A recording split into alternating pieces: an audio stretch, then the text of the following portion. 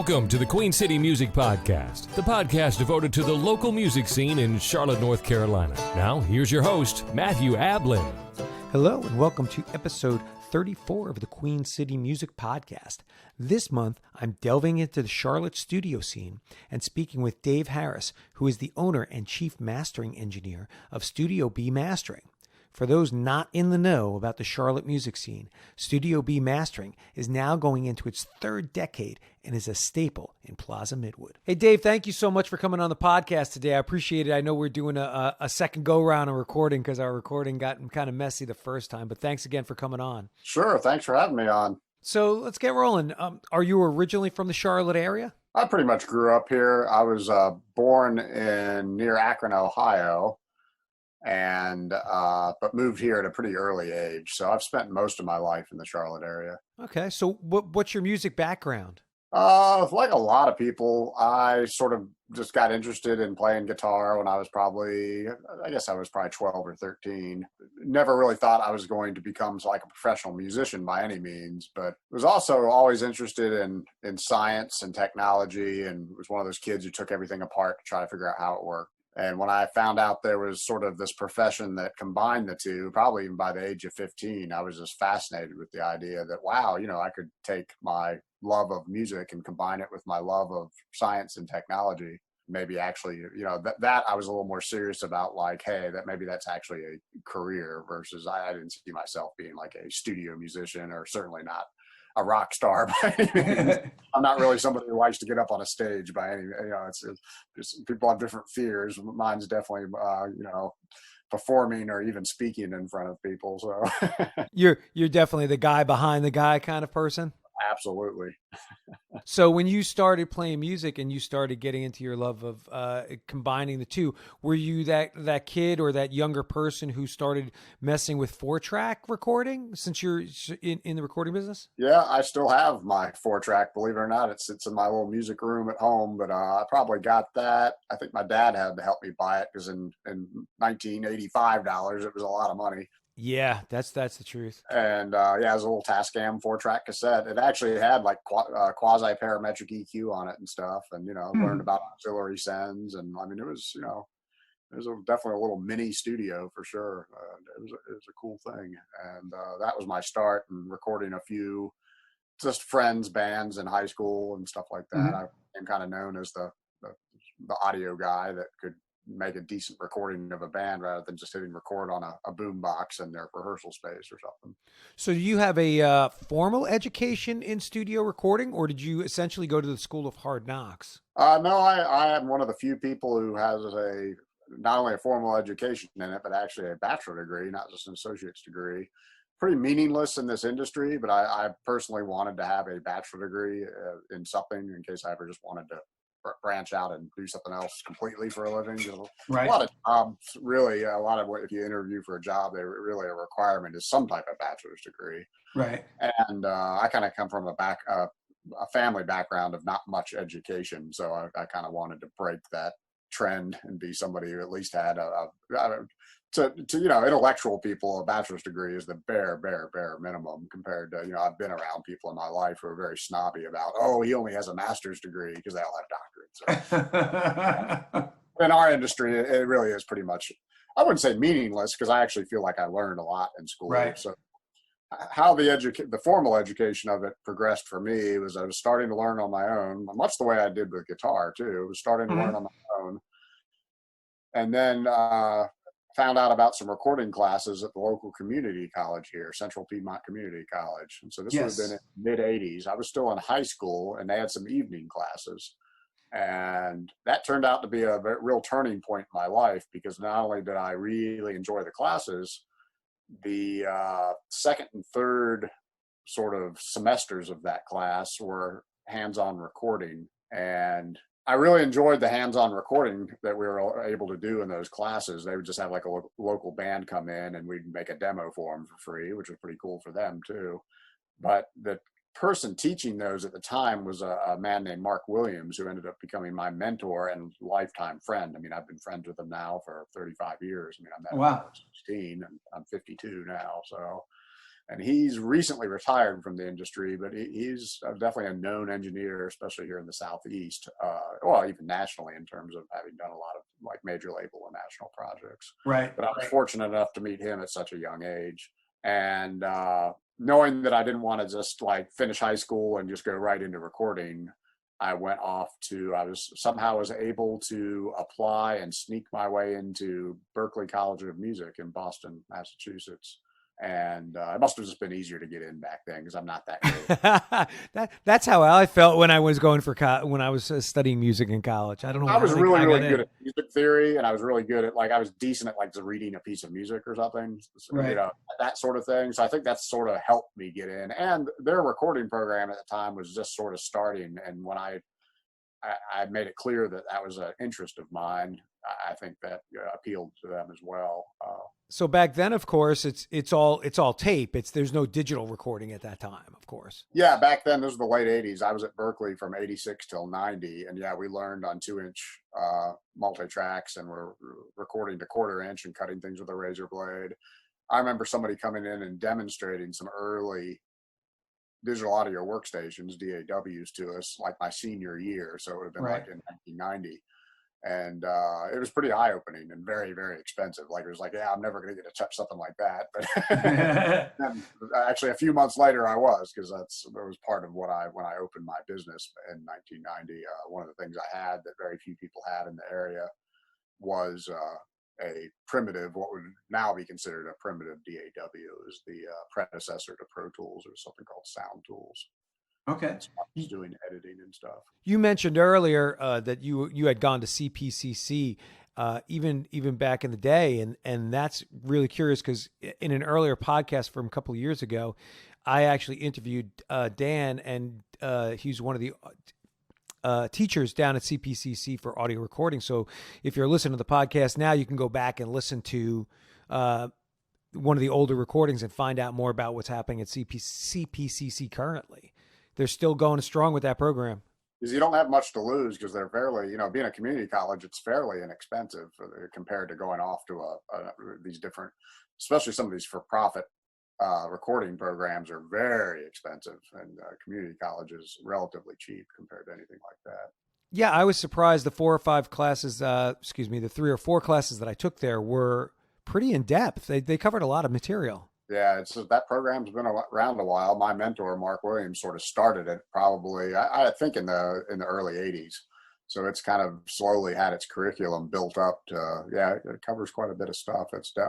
I highly recommend it to any musicians in the area, because even if you don't think you want to get into recording for a living or anything, if you're in a band, whether it be semi-professionally or professionally, it's good to at least know about that stuff. So when you go into a studio, you can more effectively communicate with the engineer and, producer and whatnot, because you won't be just totally clueless as to what's going on. Absolutely. So let's backtrack a little bit. You went to Berklee, did an audio recording degree when you were there, and then you got out. What did you do when you got out? Were you immediately started working in the field? What was that like for you? I had a gig lined up.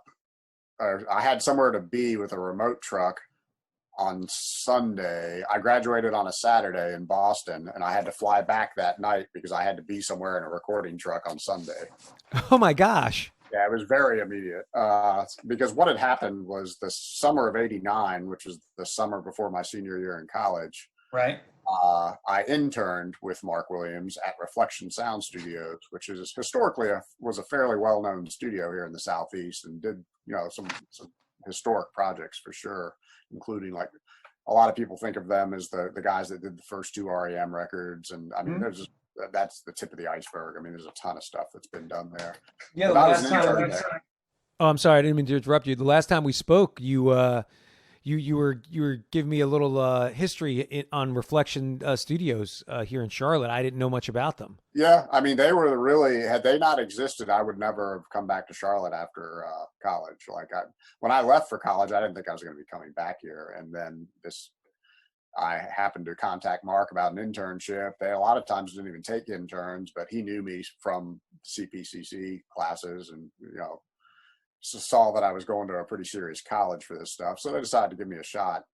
And that worked out really well. So I was there for that whole summer, and I had made a deal with he and the owner of Reflection to open a small company within their complex. I rented a small room called Studio B. That's where the name of my company comes from. Okay. One of their small studios to do some like synth MIDI programming type stuff, and then also like 2-track editing within a DAW. Although nobody knew what a DAW was back then. I just, I had this computer program and what would be now considered a microscopic hard drive that hold about 20 minutes at CD quality. But at least you could put a song in that, back then they were starting to mix things to DAT tapes, which, you unlike analog, you don't just pull it out and cut it with a razor blade. Yeah. So we would digitally transfer out of a DAT tape into the computer, do any kind of editing we wanted to do, whether it be just do a fade out or even an intercut between different takes, things like that, or sequence up the album, put the spacing between songs. And so that's, I didn't know it at the time, but that's what would eventually lead me into doing mastering, because I had one of the first workstations where we could edit these digital tapes in this part of the country. And once you start doing that, like I just mentioned, sequencing up an album, putting the songs in order, well, that's closing in on what happens in mastering. Right. And before you know it, somebody's saying, hey, yeah, while you're at it, could you add a little bit of low end to that one song? It seems a little like it needs a little more punch compared to the others. Or, hey, this song's a little too loud. Can you turn it down? That sort of thing. So before we get into into the thick of mastering, can you explain to me, or explain to the audience actually, so what does an audio engineer do, so that when we get into the mastering end of it, they can understand and understand what that is? So what does an audio engineer actually do? Well, I mean, all of this stuff is not super defined, especially these days. But, I guess historically, audio engineer is in charge of the technical, requirements for getting a audio onto the recording medium, and then manipulating it, doing, mixing different elements together and doing things like that. So historically, it might be somebody who was a little more technical and knew how to work the tape deck and, getting good gain staging so the microphone doesn't distort, and picking a microphone that's appropriate for a certain type of sound, and maybe dealing with the acoustics of the room. If maybe the vocal's getting a little too echoey, maybe you need to put up some baffling, or maybe try to provide more separation, things like that. And then a producer might be giving you more direction of, hey, they're the ones sitting there saying, no, you need to sing that again, you're out of tune. Or, hey, let's do a different song. Or could you guys play that at a faster tempo? Or this bridge needs to be cut in half, it's too long. That's more producer kind of stuff. Now there's just so much overlap in all of that. In fact, with budgets being what they are, I don't know how often you see separate producer and engineer roles in the studio. I mean, it still happens, don't get me wrong, but so many records are just not made that sort of traditional way they may have been made 30 or 40 years ago. And a lot of people miss that, people who are used to that. Like, it was nice to have somebody have an audio engineer that was keeping an eye on, hey, is that distorting, or are we getting a good level, or, is everything sounding okay, or did we hit record? So essentially the engineer is going to be the guy behind the board, and they're setting up mics, getting the room, getting everything set up to record the audio, and then going into the mixing board so that they can get the best quality of sound and adjust all the faders. And if you have the luxury to have a separate audio engineer, the nice thing is that the band and or musicians, once again, there may not even be a producer, but the musicians and or producer can focus more on the music. Right. It's not their job to go, hey, watch out, that triangle part is really just clipping really bad. Like, that's got somebody else dealing with all that for you. So that way, I mean, it's hard to, music's a very deep thing. It's very abstract. Yes. And listening to it is very draining. And I mean, truly listening to it, not sitting there and enjoying it, but really listening to, hey, does it feel right? Is the groove really where it should be? Is the drummer ahead of the beat a little bit? Like, is that a good thing maybe? Or do we want a more laid back? All those kind of things going on. You really don't want to be dealing with, hey, are we getting too much air conditioning rumble coming through? Just technical details. Sure. It's great to have somebody, if you have the luxury in the budget, to have somebody else handle that stuff. So I guess what I'm getting at is, historically, that would be the real definition of the audio engineer, of just dealing more with the technicalities and letting the producer and or musicians sort out the more the creative side of it. Not that there's no creativity in strict audio engineering. There's still the creativity of, you know, working with the producer to say, oh yeah, that's the guitar tone we're looking for, or even just translating what he's saying. It's like, oh, you're talking about, you know, putting the mic a little further away from the snare drum to get a roomier sound, or, you know, sort of translating what he has in his brain that he may not even be able to verbalize, or he, she, or collectively the whole band possibly, you know.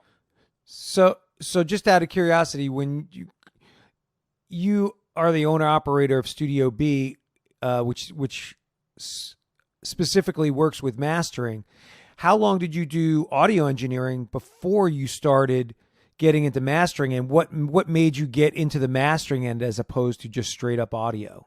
There was definitely a long overlap. I was recording and mixing and producing just different, you know, relatively local and regional smaller projects. Right. And I was starting to do, with my digital audio workstation with Sound Tools, doing editing for people. And that business seemed to be picking up more so than anything else. And I seemed to kind of have more of it just fit my personality. I can be very particular about things and nitpicky. And right. I think everybody too, working with, like, especially as a producer, kind of living with a band for weeks on end, making a record, you realize pretty quickly it's a younger person's game. And I was younger back then, but I saw the handwriting on the wall of like, oh, what am I going to do when I'm 45? The band wants me to stay up till 4 a.m, you know, doing vocal overdubs. It's like, wow, this isn't for me, you know, like, I don't know. I think I was fortunate at a relatively young age to find not only something that fit my sort of skill set and mindset, but also here in the Southeast United States, there was somewhat of a business need for it. Like, you know, there weren't a lot of people doing this. A lot of things, when they got mastered, if they even got mastered at all, depending on the level of the project. But if it was going to get mastered, you know, you might either take it out to Nashville yourself. In fact, that's how I first saw some professional mastering sessions, as I went along with Mark Williams over to Nashville and saw some of the projects that I had maybe been his assistant engineer. He mixed the project, and I would just tag along just to see what this whole mastering thing was about. And and I really enjoyed that too. Once again, it just, you know, that was very eye-opening. In fact, sitting in some of those mastering rooms in Nashville, I had never heard rooms like that before. Like, it's beyond a lot of mix rooms in terms of the amount of detail that you can hear, and just that it's set up just for listening. You don't have this big acoustic footprint of a large console, which was common back then. I know it's less common now. And I'm not saying that there aren't any great mix rooms, and I've been in some really great ones, but it's a different experience and a different mindset that I tend to gravitate towards. I like the idea of more working with an overview of the sound instead of, and, you know, like I say, I'm somebody who likes, I'm very detail oriented, but I tend to want to work on details of the big picture, not details of, hey, is that one guitar note? Should he play that again? Like that stuff. You know, and then that might also play into the fact that I am a musician. I'm not some insane, amazing musician by any stretch of the imagination. Right. And I think those kind of folks are much more adept and better at saying, hey, that one guitar note's a little off, you know? Right. Well, so when we're looking at mastering, you've already filled us in a little bit that there's a different style of room, maybe some different equipment that you use in mastering as opposed to just recording. So what is the difference between being a recording engineer and being a mastering engineer, as it were? Most of it really is just mindset. Yeah, we tend to use different tools and a different acoustic setup or a different listening setup to some extent.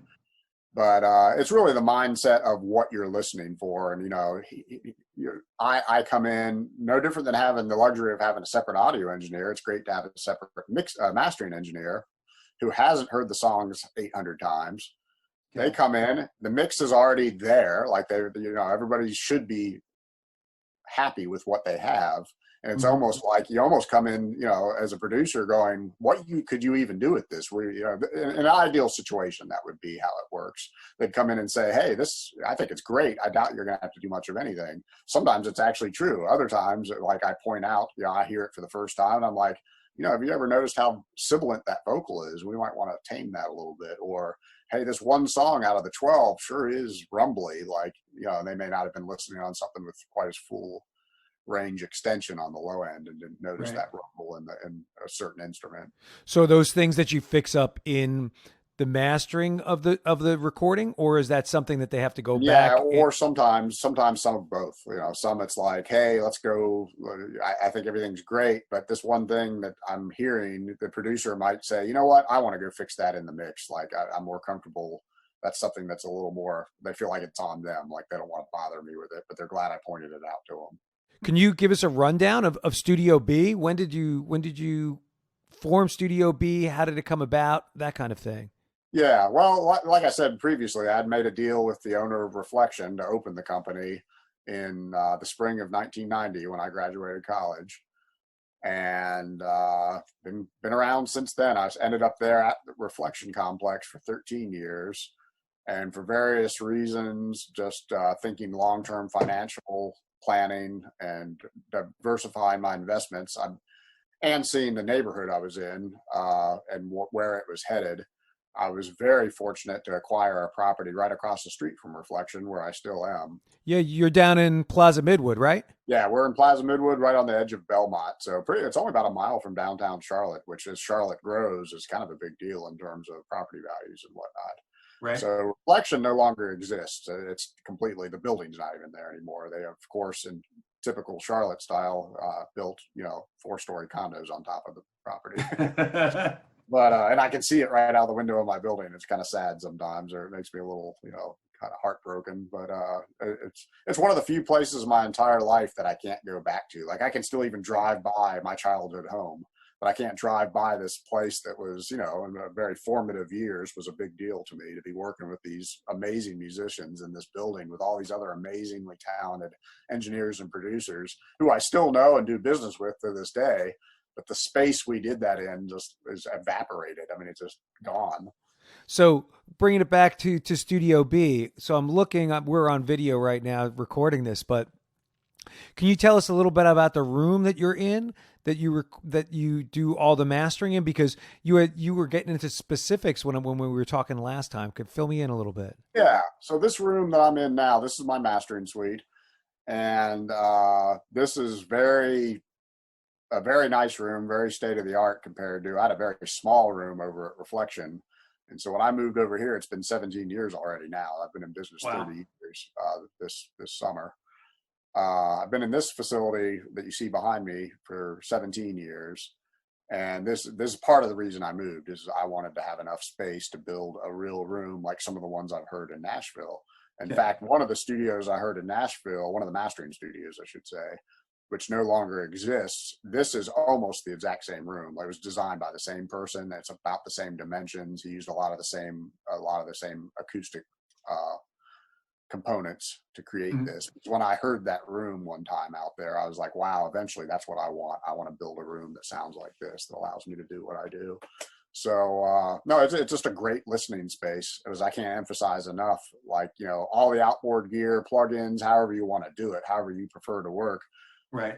All that stuff's pretty meaningless if you can't hear what you're doing. And hearing what you're doing is a lot more complex than people think. It's not a matter of just buying some really expensive speakers. I mean, if you're going to work on speakers, which is what I prefer, and most people do, then, well, those speakers, it's not just the speakers, it's the speakers, the amps, and the room they're in. And the room is where that sort of separates the boys from the men, meaning that people do not want to, once they start looking into it, they might start throwing some styrofoam on the walls or egg cartons or whatever. But when they see what it really takes to build a room like this financially, it's like, whoa, a lot of people back down quick, Right. This was built from the ground up. In other words, the building was already here, but there was a large empty warehouse space in the building. That's part of the reason I chose this building. And so everything you see behind me was built from the ground up and designed and built as a mastering suite. the last time we spoke, did you say it's a room within a room? Yeah, well, it's a room within the building, meaning it is very isolated from the building in that it's got it's 4 layers of sheetrock, 2 on each side, 5/8. So there's over 2 inches of sheetrock between me and the rest of the world. And that's above me too. So it's not just on 4 sides, it's on the fifth side being the ceiling. In fact, the fifth above me is 4 layers of 5/8 sheetrock, as well as at least 1 or 2 layers of 3/4 inch plywood to mount things to, like the drop ceiling tiles and things like that. So it's just all, I mean, you can't even fathom how complicated it gets to create a space like this. Right. Where I realize I'm not using live microphones. So you think, well, why is isolation so important? It's like, well, you really only want to hear what's coming out of those speakers if you want to do good quality work. And it's easier to work because I'm not second guessing like, hey, I just heard something. Did that come out of the speakers? Chances are, if you heard in this room, it came out of the speakers. I mean, you would never know I'm a few hundred yards or 100 yards from Central Avenue. Like, it's just sitting in here, it is just dead quiet. So your room has to be as isolated and made to be as quiet as possible that you can hear every nuance that's coming out of the recording, out of those speakers. And it lets you hear more depth in it. You're not struggling to like all my computers and everything live in a separate machine room. And I just have remote control and remote video monitoring of them, because all of that stuff is just a distraction, whether you know it or not. All that chatter in the background, it's hard to hear the fine detail and the reverb. And just, sometimes we're making some pretty minuscule moves on EQ. Right. And if I had to do that over the top of either street noise or computer noise, anything like that, it would just really, it'd probably be next to impossible anyway, but it would also, you'd just be worn out at the end of the day because you'd just be constantly fighting in your head over, what am I hearing? But there's so many other factors. So you're in this, to make something pretty well isolated like that, it has to be fairly airtight, because that's how sound travels much more easily through air than solid materials. And so, I mean, you're talking about a special door that seals up a certain way when it closes so that air doesn't get around it in any way. It's just like those old Owens pink fiberglass commercials where they'd show that, having a gap under a door or a window is like having a 1 by 1 foot hole in the side of the wall. There's no difference. Cold air still comes through. Right. Same thing with sound. Well, all of a sudden, that's a whole nother set of issues then, because, okay, we're in this airtight room. Well, you have things, I've switched all to LED lighting now, but it still generates some heat. And then I have a ton of outboard, my preference is outboard analog hardware for processing. And most of it is tube based. So it's some pretty hot equipment. It's like working at a stove all day. So you're in an airtight room with all this heat generating equipment. And so you're going to have air conditioning. Well, you don't want the air conditioning to be noisy either. And that's an expensive thing to pull off, because basically you have to get the air coming in at a low speed, a low velocity, but high volume. You have to have it sort of just seep in large quantities. And the guy who designed this room, I didn't, people will come in and go, wow, did you design this room yourself? And I'm like, no, I'm not crazy enough to attempt that. And then I know enough about like what materials I would have to purchase, and you'd start spending a lot of money really quickly. And let's say you spend hundreds of thousands of dollars with your own design, and when you're done, what if it's not right? Like, what if you're done and you're like, boy, it doesn't sound good to me.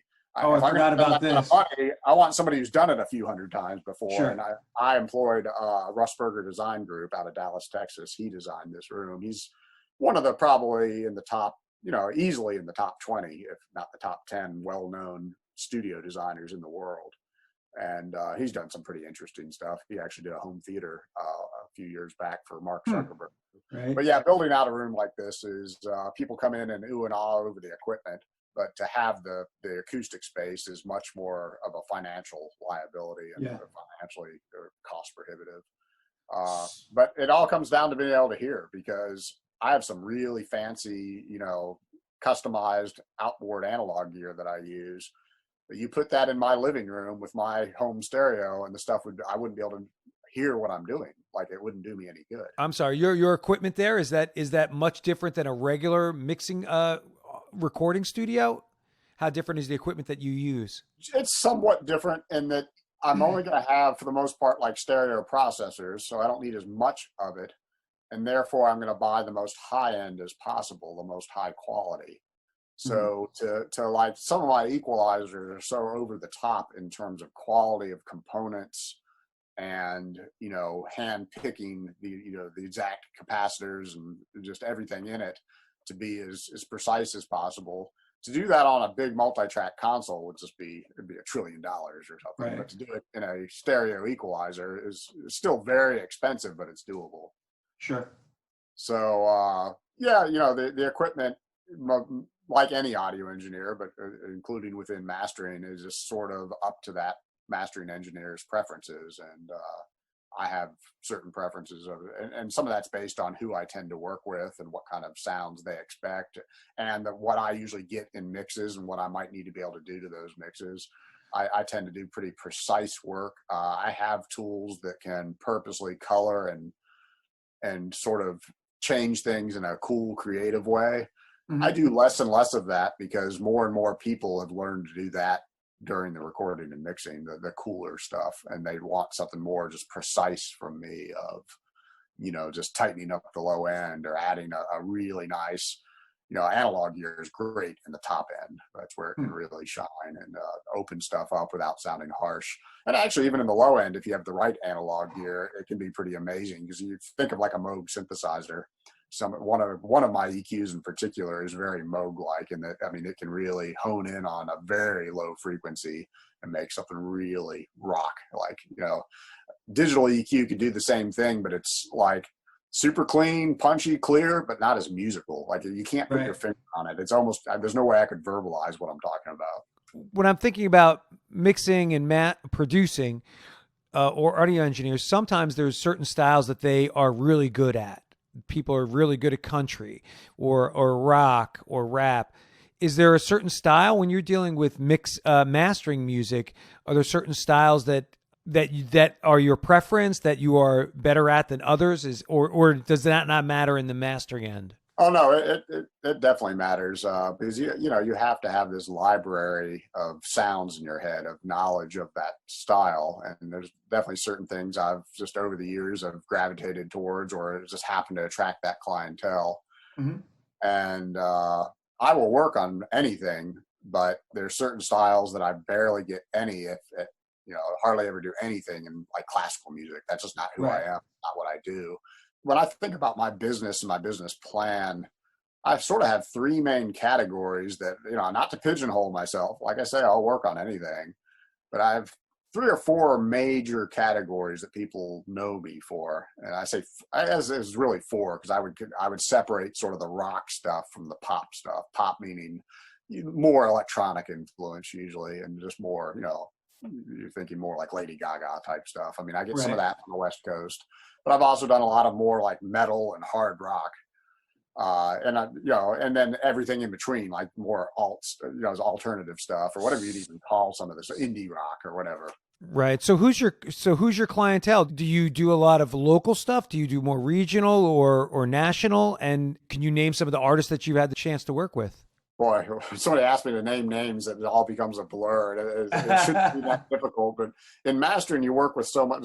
I work on at least a different artist every day, 5 days a week. Oh, wow. And sometimes 4 or 5 different artists in the same day because so many people are doing singles now. So it's, just in a month, I might have worked with 30 or 40 different artists. So it becomes it should be easy just to name a bunch, you'd think, but it just becomes this blur.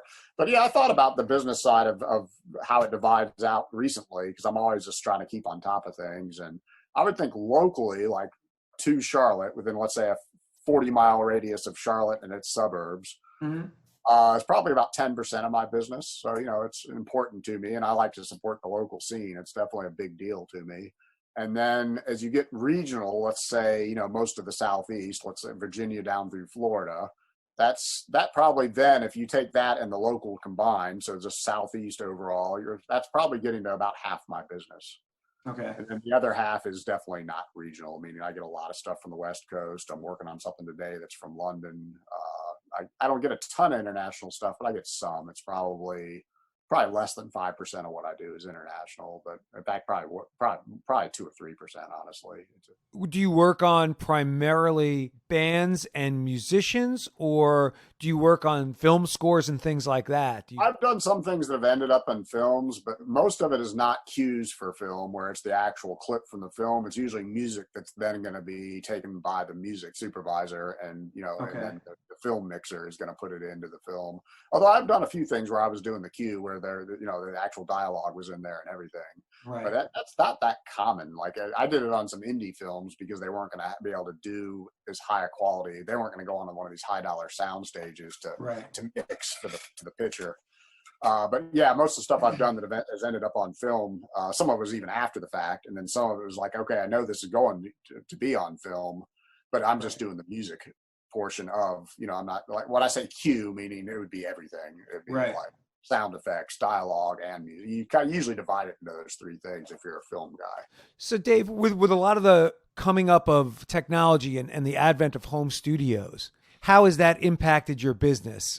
Has it impacted your business in a positive, negative way, or has it impacted in the quality of the sound that is brought to you? It's absolutely been a positive way because more people than ever have been able to make music. And the more people that are making music, even if not all of them get it mastered or get it mastered by me, I'm still going to get more business. There's just no way around. And especially, it's a matter of proving to them the value of coming to me. And it's hard because, these people, they a home studio could be a few $1,000s, or there's people that have hundreds of thousands of dollars in their home studio. They get kind of carried away with it all, or it makes sense for them. Maybe they're doing a lot of, there's a saying the word home studio is really this nebulous term because you're talking about some hobbyist with with GarageBand, or are you talking about a guy that has produced major label records and he happens to do a lot of it out of his house now because he'll go into a studio to track the band if it is a band, and then do all the overdubs and mixing at his home studio.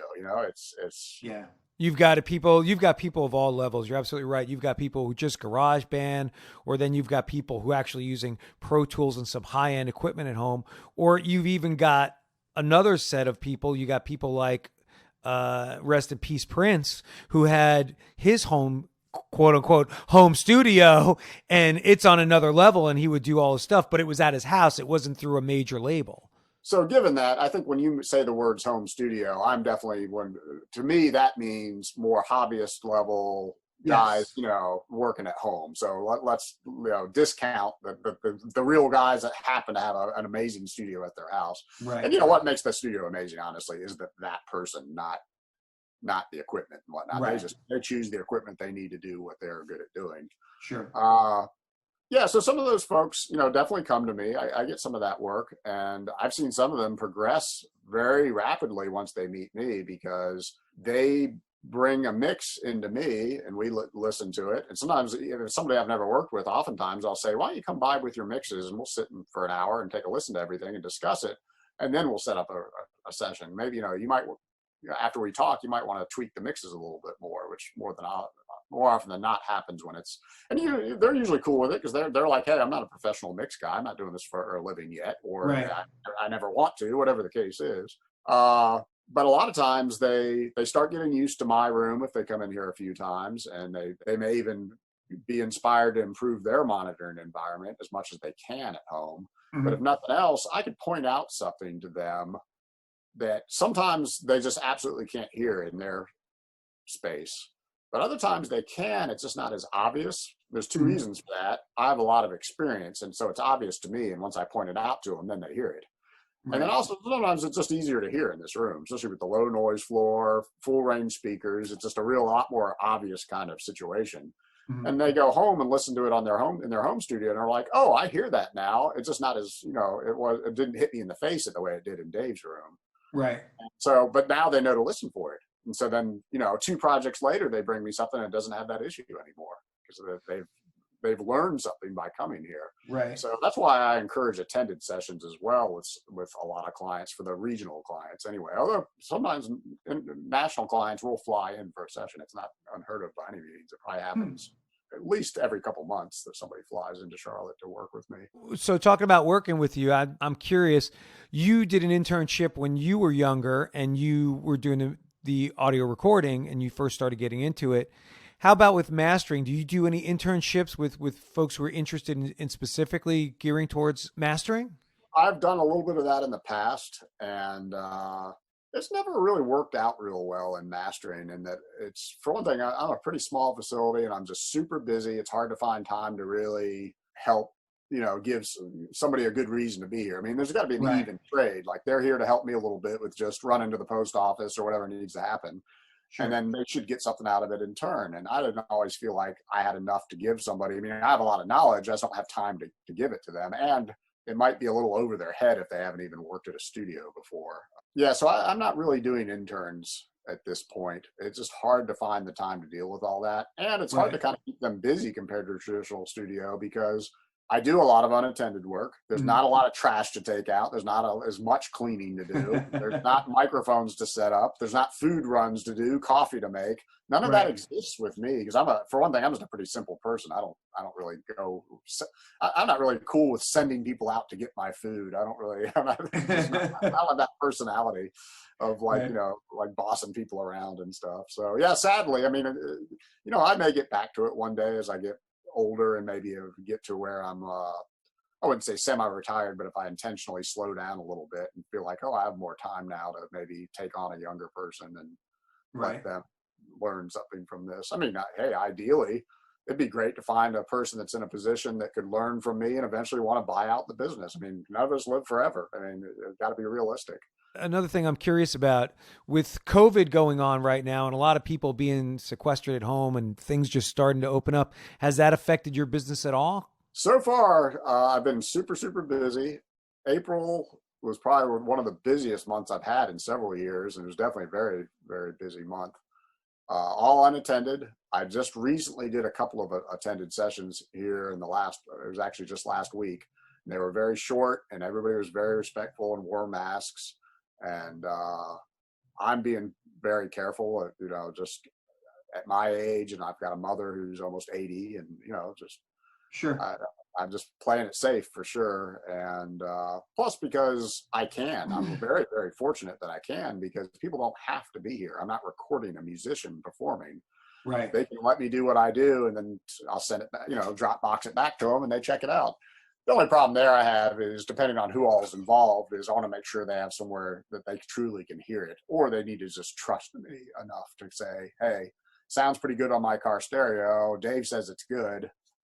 Let's go with it, But sometimes it is nice if people can be here, especially when I say people, it's really not necessarily the artists themselves, although some artists are very educated and have been around a lot of this.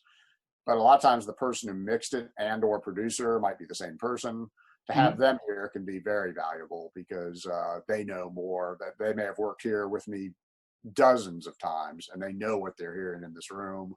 They know what to talk about. They know what is like. They hear this issue and they know it's something I should be able to deal with. Whereas this other issue they hear, they're like, hey, on that one song out of the album, I'm going to send you another mix of it tomorrow, because I'm going to go home tonight and fix that, or go over to the studio tonight and take care of that. But yeah, it really hasn't slowed me down much, but I predict I'm a realistic person and try not to be a pessimist, but realistically, the music business, it's going to catch up with them. Luckily, you're talking about very resourceful people that are very creative. It's amazing to see what a lot of them have done with their streaming, with their live streaming, I should say, as well as pushing their music more, their recorded music, since people can't get out to live shows. I think in some ways this whole situation is going to increase the value of recorded music, but kind of the way it was more 25 years ago, because people, they're going to get their music fixed somewhere. If they can't go out to a show, they're going to at least want to see you live on YouTube or Facebook. And they're also probably going to listen to your music more, recorded version of your music. But still, I think financially, a lot of musicians, and I'm not, whether it be semi-professional musicians, people who do it full-time for a living, I'm not sure what some of them are going to do. If they, especially if they're used to playing fairly big venues, those are the ones that are going to be the last to open. I mean, I'm not working with like major, those kind of artists too much, although I do a few. Even local clubs and stuff I don't know when they're going to truly be able to open up and have, full-blown shows. And if that's where you're talking about an artist or band that's how they make their living, is touring. They're playing 150 nights a year. Right. All of a sudden that comes to a screeching halt. And, especially if they're 100% of their living is just original music, meaning doing them as what they do. But, even given that, some of those guys supplement that with having maybe under a totally different name, a general business band, meaning somebody who plays weddings and corporate events and things like that. Well, all that's come to a screeching halt too, for the most part, to some extent.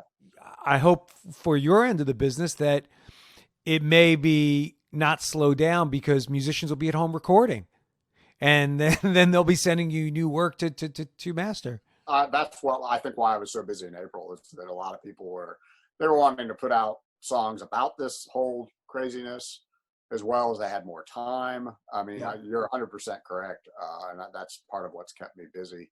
And, the other thing I have faith in, which is insane to think about, is most of these musicians, even if they make their full-time living with music, they're really not getting rich doing it. Unless we're talking about the top stars. Well, it's the lot. I think a lot of people that I know, besides being financially impacted, it's just they miss doing what they love doing, which is getting out in front of a live audience performing. So yeah, no, it's a major mental hit when you're used to getting your fans are used to getting their hit of music. They're getting their fix of music, and you're used to providing it for them, and what that does for your own self, your own well-being, for how you feel about yourself and your own ego. It's kind of crazy to think about all that coming into a screeching halt. But yeah, and also hopefully many musicians have multiple streams of income, so if one area is taking a hit during this time, the other areas are able to prop up and keep them afloat. Well, and what you just said, I hope that is the healthy aspect of this happening, is that for the people who were relying, now we see, too much on live music, right, they will rethink that in the future. In the future, they'll start going, okay, I need to make sure I've got some other stuff going on, because this live music thing, good as we've seen now, could come to a screeching halt. Yeah. Guys that I know that are making a full-time living in music and are not superstars, they're sort of, they're making a very good upper middle class income at this stuff. It's into six figures. They definitely, and when I sit and talk with them, live music is a big, probably half of that money. But then all the other stuff, merchandise and recorded music, even that is all these little tiny pieces of a bigger pie. Because it's like, streaming, there's actual physical sales, there's physical sales of shirts and stickers. There's royalties from playing on those Touch Tunes jukeboxes that people don't think about. Those pay actually pretty well, because it's a paid audience. When you go into a bowling alley and they've got one of these modern jukeboxes and you play somebody's song, they're getting a few pennies for that.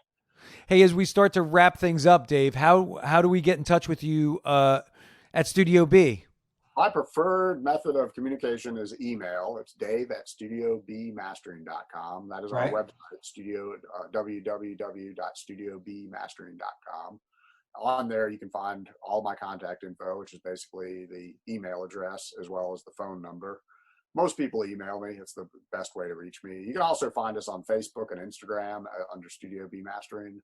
You can reach me that way if you want to, but it'd probably get a quicker response if you email me. So, but I'm easy to find, easy to reach. If you Google my name and Studio B, it'll come up pretty quick. If you Google just my name, I might as well be John Smith. There's a lot of David Harrises in the world. There's probably 14 just in Charlotte. I'll put the some links in the show notes to Studio B. All right, man. Awesome. Have a great day. Yeah, you too. I'll talk to you soon.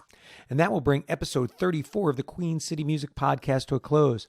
If you have an idea for an episode or would like to be a guest on the QCMP, reach out to me at qcmusicpodcast@gmail.com. Also, please check out our partner, Records on the Wall, at rexonthewall.com. Until next month, get out there and support your local music scene by going to hear some of the talented musicians that call the city of Charlotte home. Be well and stay safe.